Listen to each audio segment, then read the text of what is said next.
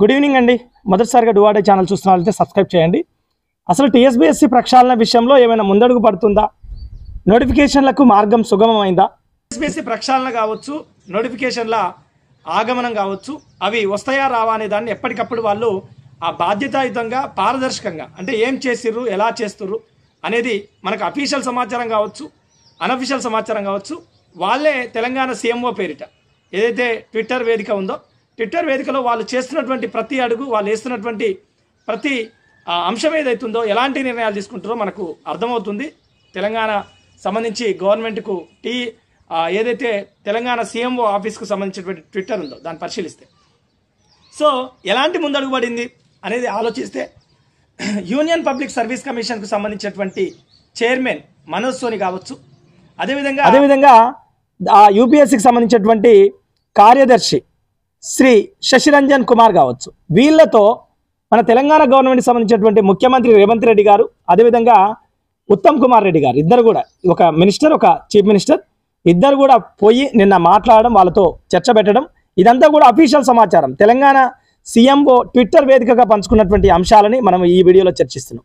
వీళ్ళు వాళ్ళతో మాట్లాడడం, దాదాపుగా 100 ఏళ్ల చరిత్ర ఉన్నటువంటి యూపీఎస్సీ తరహాలో ఇక్కడ రాష్ట్రానికి సంబంధించినటువంటి పిఎస్సీలు, పబ్లిక్ సర్వీస్ కమిషన్స్ ఎందుకు అంత సక్సెస్ఫుల్ కాలేకపోతున్నాయి? సో మా దగ్గర ప్రస్తుతం కొత్త గవర్నమెంట్ వచ్చింది కాబట్టి ఈ కొత్త గవర్నమెంట్ విషయంలో మేము ఎలాంటి నిర్ణయాలు తీసుకోవాలి? మా దగ్గర టీఎస్పీఎస్సీకి అనేక మరకలు ఉన్నాయి, దాదాపుగా 18 నుంచి 20 పేపర్ల లీకేజీలు ఉన్నాయి, ఎలక్ట్రానిక్ డివైస్ ఘటనలు ఉన్నాయి. ఇలాంటి అనేక అంశాలని పర్టికులర్గా యూపీఎస్సీతో ఇక్కడ ఉన్నటువంటి ప్రభుత్వం, చీఫ్ మినిస్టర్ కావచ్చు, మినిస్టర్ కావచ్చు, కూర్చొని చర్చించినటువంటి విషయాలని ట్విట్టర్ వేదికగా పంచుకుంది. సో దాంట్లో వాళ్ళు ప్రధానంగా ఎలాంటి విషయాలను చర్చించారంటే, యూపీఎస్సీ పారదర్శకత, యూపీఎస్సీకి ఇప్పటి వరకు లేనటువంటి మరక ఏదైతుందో మీకు ఎలా పాసిబుల్ అవుతుంది, ఇక్కడ ఉన్నటువంటి పిఎస్సీలకు ఎందుకు పాసిబుల్ కావడం లేదు అనేది బాగా ఇందులో చర్చించినటువంటి ప్రధాన అంశంగా వీళ్ళు ట్విట్టర్ వేదికగా పంచుకున్నారు.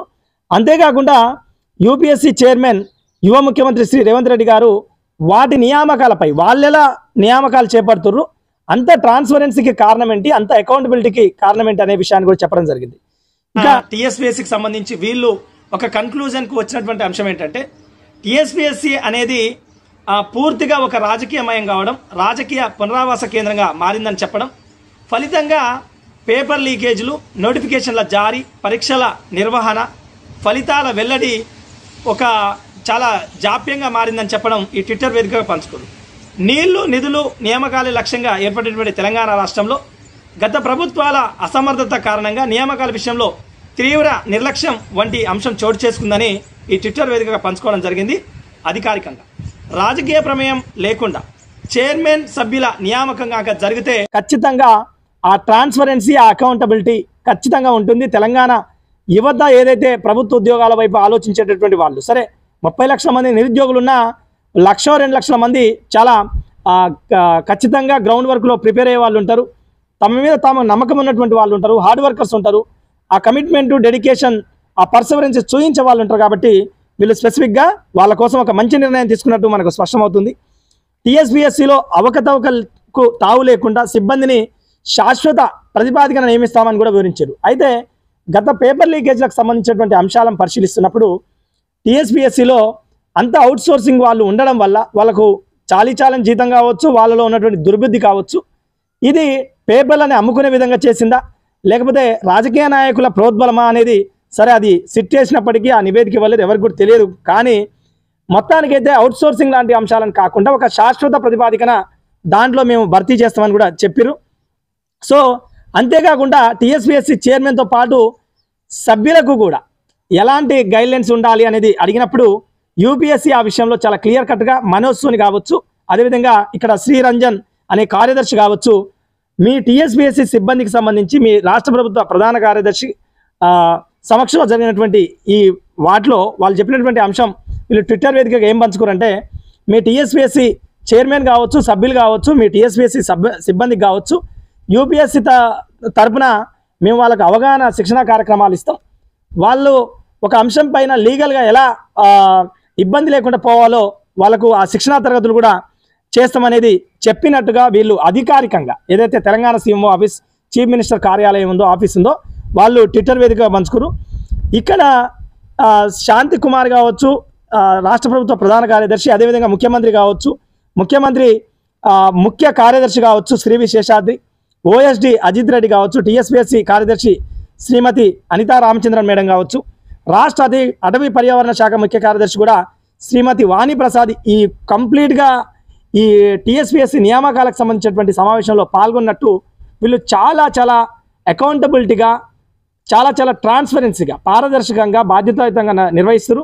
అంతేకాకుండా మనకు అందుతున్నటువంటి కొంత అనఫిషియల్ సమాచారం, ఇంకా ఇదే తెలంగాణ ప్రభుత్వం ఒక రెండు టీములని, టీమేమో ఢిల్లీకి వెళ్ళిందని, ఒక టీమేమో కేరళకు, తమిళనాడుకు వెళ్ళి వాళ్ళ యొక్క నియామకాల పద్ధతిని పరిశీలిస్తున్నట్టుగా చెప్పడం జరుగుతుంది. ఎవరు ఎలాంటి అనుమానాలకు అవసరం లేదు.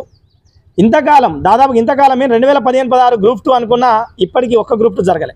సో ఇన్నేళ్ళు వేచి చూసినటువంటి మీరు 2011 గ్రూప్ 1 అంటే ఇప్పటివరకు 10 ఏళ్ళు దాటింది. ఈ ఇన్నేళ్ళు వేచి చూసినటువంటి మీరు గ్రూప్ 1 ఆస్పిరెంట్స్ కావచ్చు, అసలు గ్రూప్ 3 నోటిఫికేషన్ లేకపోవడం కావచ్చు, ఎప్పుడో 12లో వాళ్ళు ఏమంటాం మన నాన్ ఎగ్జిక్యూటివ్ పేరిట నింపినటువంటి గ్రూప్ 2లో నియామకాలు కావచ్చు. సో చాలా కాలం నుంచి ఎదురు చూసారు కాబట్టి ఇప్పుడు మీకు ఇబ్బంది లేకుండా ఖచ్చితంగా అన్ని నోటిఫికేషన్లు ఏదేమైనా జాబ్ క్యాలెండర్ కూడా ఇంప్లిమెంట్ చేసే అవకాశం ఉంది కాబట్టి 2 లక్షల ఉద్యోగాల ప్రణాళిక ఉంది కాబట్టి మీకు ఖచ్చితంగా ఉద్యోగాలు వస్తాయి.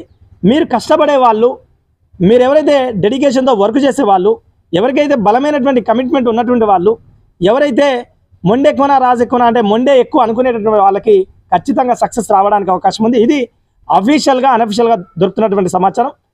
మా ఛానల్ ఇన్ఫర్మేషన్ మీకు నచ్చితే ఖచ్చితంగా లైక్ చేయండి, షేర్ చేయండి, కింద కామెంట్ చేసే ఎలాంటి సమాచారం కావాలో కామెంట్ కూడా చేసే ప్రయత్నం చేయండి, మీ ఒపీనియన్ తెలియజేసే ప్రయత్నం చేయండి. ఇంకా మీరు ఛానల్ సబ్స్క్రైబ్ చేసుకోకపోతే మాత్రం డెఫినెట్లీ సబ్స్క్రైబ్ చేసుకోండి.